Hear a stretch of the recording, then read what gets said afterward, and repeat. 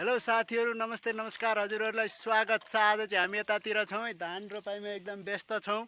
असार 15मा धान रोप्न नपाए पनि आज हामी असार मसान्तको दिन उहाँ तल पुछारदेखि हिल्याउँदै हामी धान निकालिरहेका छौँ। हाम्रो बिउ यति धेरै छ, परतिर आमाले बिउ उखाल्दै हुनुहुन्छ, काकी यता पानी मिलाउँदै हुनुहुन्छ।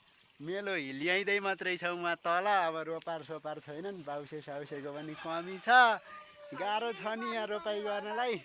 हजुरहरू कोही धान रोप्न इच्छुक हुनुहुन्छ भने आउनु होला यता धान रोप्नको लागि। देख्न सक्नुहुन्छ यी यति रोपियो। यतातिर पानी एउटा चाहिँ आएको छैन काकी। ए होइन, केही हुन्न हजुरबा।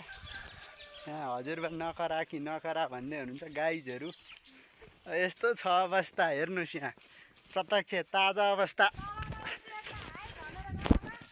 हेर्नुहोस्। ताजा अवस्था यस्तो छ। हामी खेतमा कुदिरहेछौँ। फेरि यता चाहिँ बाँझो छ है गाईहरू। मासतिर अलिकति रोप्यो, यहाँ मासतिर हामी यताबाट हिल्याउँदै झरिँदैछ। हामी यहाँ पानी नपुगेर बसिँदैछ है यसरी। यहाँ आधी गह्रो भएछ पानी बल्ल।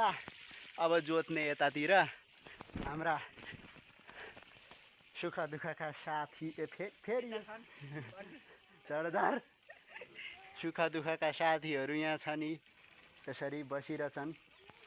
हाम्रो भिडियोलाई माया गरिदिनु होला। हामी छोटो मात्रै भिडियो हाल्न चाहियो, अब एडिट सिडिट नगरिकन यत्तिकै माया गरिदिनु होला। हस्त, धन्यवाद, बाई बाई।